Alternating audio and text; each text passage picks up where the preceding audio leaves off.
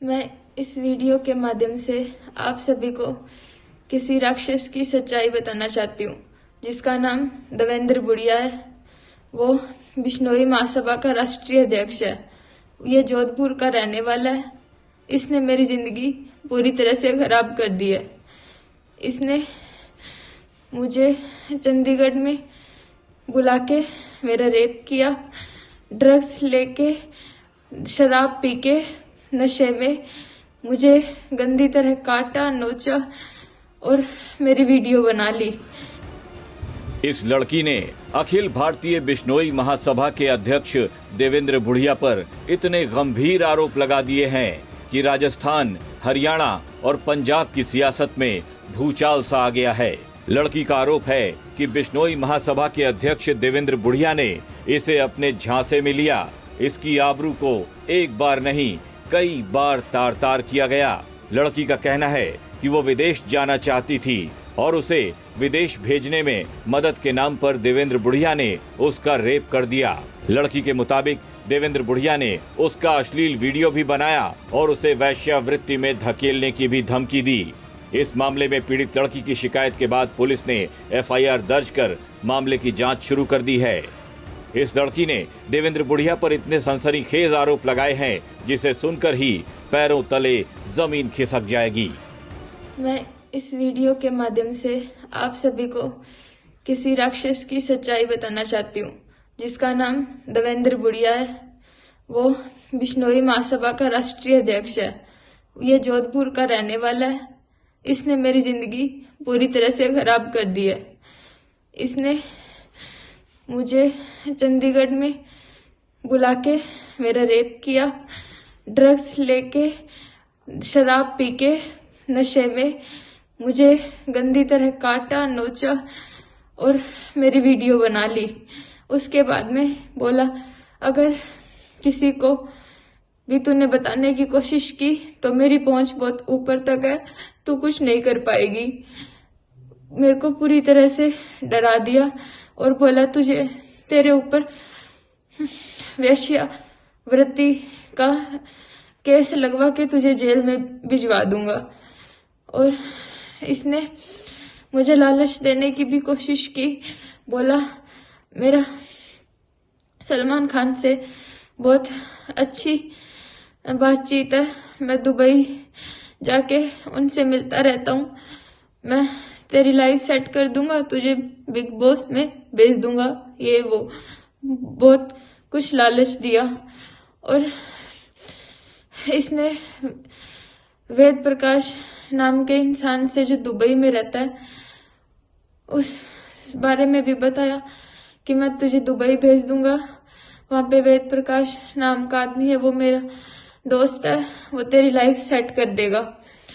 पर ये इसने मेरा फिर से एक बार रेप किया, फुल नशे की हालत में, बहुत ज्यादा ड्रग्स लेके मुझे काटता रहा। पूरी रात मैं रोती रही, इसे तरस नहीं आया। ये इतना मेरा पूरे समाज से मैं विनती करती हूँ, ये जिन जिन लड़कियों को पढ़ा रहे हैं अपनी लड़कियों को वापस मंगवा लो, क्योंकि पूरी सारी लड़कियों की जिंदगी ये खराब कर चुका है। और फिर आगे ये दुबई में भी लड़कियां सप्लाई करता है। और अगर मुझे और मेरे परिवार को कुछ भी होता है तो सारी जिम्मेवारी देवेंद्र बुढ़िया की होगी। उसने मेरे को मरवाने की कोशिश की, मुझे टांके आए हुए हैं, उसने मेरा एक्सीडेंट भी करवाया। मैं आप सभी से ये निरोध करती हूँ कि इसे कड़ी से कड़ी सजा दिलवाए और इसे फांसी पे चढ़ा दिया जाए। आपने इस लड़की के आरोपों को सुना। अब इस मामले में एफआईआर दर्ज हो चुकी है तो बिश्नोई महासभा के अध्यक्ष देवेंद्र बुढ़िया अपने विरोधियों के निशाने पर भी आ चुके हैं। देवेंद्र बुढ़िया अब खुद पर लगे आरोपों पर सफाई देते हुए कह रहे हैं कि उन्हें तो जानबूझकर साजिश के तहत फंसाया जा रहा है। कल ही देवेंद्र बुढ़िया जोधपुर भी आए थे, जहां हमारे रिपोर्टर अशोक शर्मा ने उनका पक्ष जानने की भी कोशिश की। देवेंद्र जी, आपके खिलाफ एक मुकदमा दर्ज हुआ है, एक युवती ने रेप का आरोप लगाया है, क्या मामला है पूरा? मामला हमारा सामाजिक झगड़ा है। मैं इस संस्था जो हमारे अखिल भारतीय बिश्नोई महासभा है उसको लोकतांत्रिक तरीके से चुनाव करा के और आज़ाद कराना चाहते हैं। इस सिलसिले में 13/11 को हमारी बहुत बड़ी बैठक हुई थी मुकाम के अंदर। उस बैठक में एक तो कुलदीप बिश्नोई से रतन और संरक्षक पद वापस लेके उस पद को समाप्त कर दिया गया था।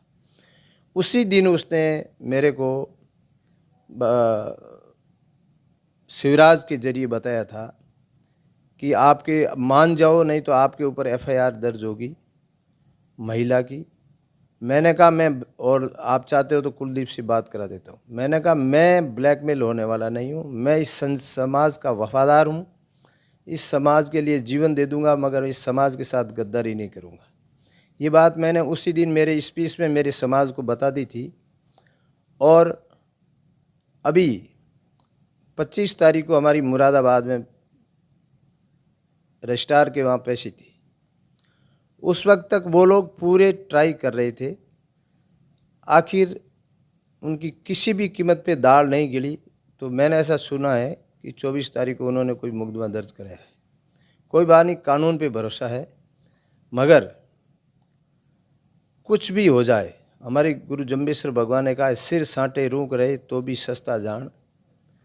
अगर मेरी हत्या हो जाए, मुझे जेल जाना पड़े, कुछ भी करना पड़े, और मेरी समाज की ये संस्था और समाज के अंदर ये लोकतांत्रिक तरीके से इसको चुनाव कराना है और कुलदीप से मुक्त कराना है।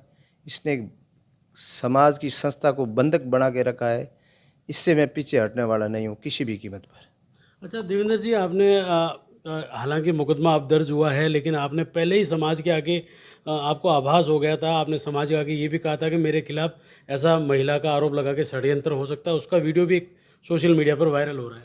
हाँ, तो वो उसी दिन इन्होंने कहा था।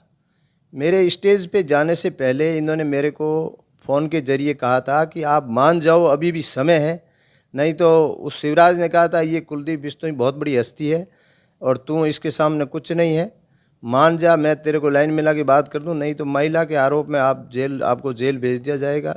मैंने उसी वक्त कह दिया था कि मैं ब्लैकमेलिंग होने वाला नहीं हूं और मैं समाज के साथ रहूंगा और इस संस्था को लोकतांत्रिक तरीके से चुनाव करा के इसका नया प्रधान बनाएंगे।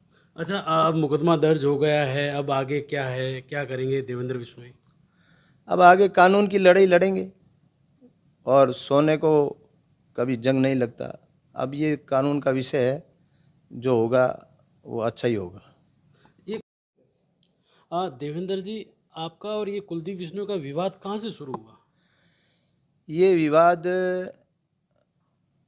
जब से शुरू हुआ कि इस आदमी को हर 2-3 महीनों में कुछ न कुछ किस्त देनी पड़ती है और कोई भी चिट्ठी लिखो तो संरक्षक महोदय की आज्ञा से, अगर किसी प्रोग्राम में भाषण दे रहे हैं, इनका नाम नहीं लिया जाता है तो शाम को उसकी समीक्षा होती थी और दूसरे दिन का भाई आपने कुलदीप जी का भाषण में नाम नहीं लिया।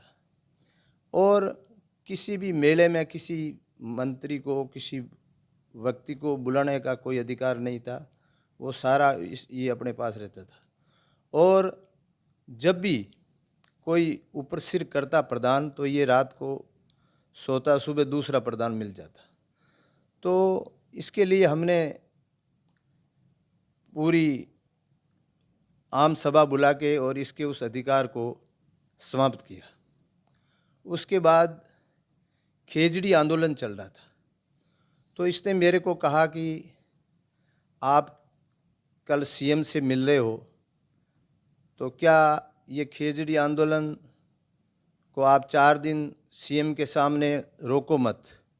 मैंने कहा ये मेरे वंश की बात नहीं है, तो रोको तो वहाँ मेरा नाम लेना है, तो मैं अब झूठा नाम तो कैसे ले लूँ। तो फिर हमने CM साहब से मीटिंग हुई, उनके आश्वासन के बाद में हमने वहाँ धरना स्थगित कर दिया। फिर मैं वहाँ से निकला तो इसने कहा व्हाट्सएप पे इस्तीफा भेज दो। वो आगे चल के फिर मेरे साथ दिल्ली गया मैं हरियाणा हाउस, और वहाँ रणदीप पनियार ने मेरे साथ बदसलूकी की, और फिर 13 तारीख को यहाँ मुकाम में मीटिंग हुई। उस मीटिंग में ये सारा फैसला लिया गया।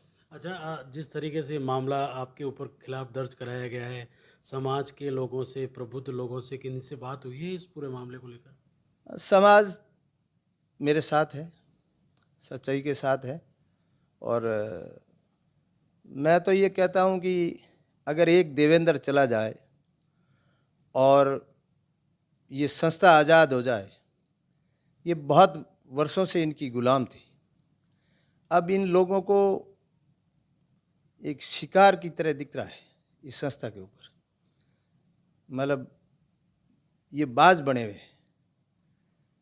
ये अब मेरा समाज सब शिक्षित है, सब होशियार है, एक एक से ऊपर है, इनसे भी ऊपर है हर बच्चा समाज का। वो अब इसको लोकतांत्रिक प्रक्रिया में लाके ही छोड़ेगा, नहीं तो इनको ये अब भूल जाएं कि हम उसी तरीके से पहले राज किया है, वो राज करेंगे। अब राज तो इसके ऊपर लोकतांत्रिक तरीके से चुनेगा, वही करेगा। अच्छा, अब इस पूरे मामला दर्ज हुआ, इसको लेकर कानूनी कोई कार्रवाई आगे? अभी तक मेरे को पता चला है, हमने कुछ नहीं किया, अब देखेंगे। दरअसल देवेंद्र बूडिया पर ये आरोप उस वक्त लग रहे हैं जब अखिल भारतीय विश्नोई महासभा के चुनावों को लेकर देवेंद्र बूडिया और अखिल भारतीय विश्नोई महासभा के पूर्व संरक्षक कुलदीप बिश्नोई के मध्य विवाद चल रहा है। ये समूची लड़ाई अखिल भारतीय विश्नोई महासभा की अंदरूनी राजनीति भी बताई जा रही है, जिसमें देवेंद्र बूडिया ने कुलदीप बिश्नोई को संरक्षक पद से अपदस्थ करने के बाद में खुद समाज के लोगों के साथ, संतों के साथ अध्यक्ष पद स्वीकार कर लिया और उसके बाद में नए चुनावों की घोषणा कर दी। इस समूचे मामले में देवेंद्र बूडिया का ये कहना है कि ये लड़की प्रायोजित है, तो वहीं दूसरी तरफ समाज के अनेक ऐसे लोग हैं जिनका ये कहना है कि इस लड़की के साथ न्याय होना चाहिए, जो पुलिस की आने वाली इन्वेस्टिगेशन में सामने आएगा। हालांकि इस लड़की ने होटल, जो एक 5 सितारा होटल है चंडीगढ़ का, वहां और जयपुर में इसके साथ रेप होने की बात कही है। वहीं दूसरी तरफ देवेंद्र बूडिया ने इन तमाम आरोपों से किनारा करते हुए एक बार फिर समाज की और समाज के प्रबुद्ध लोगों का साथ लेने की योजना बना ली है। देखना होगा आने वाले दिनों में अखिल भारतीय विश्नोई महासभा की राजनीति के साथ साथ इस लड़की के बयानों पर पुलिस और समाज क्या कार्रवाई करता है। सहयोगी शिवशंकर के साथ रवि बिश्नोई, राजस्थान तक।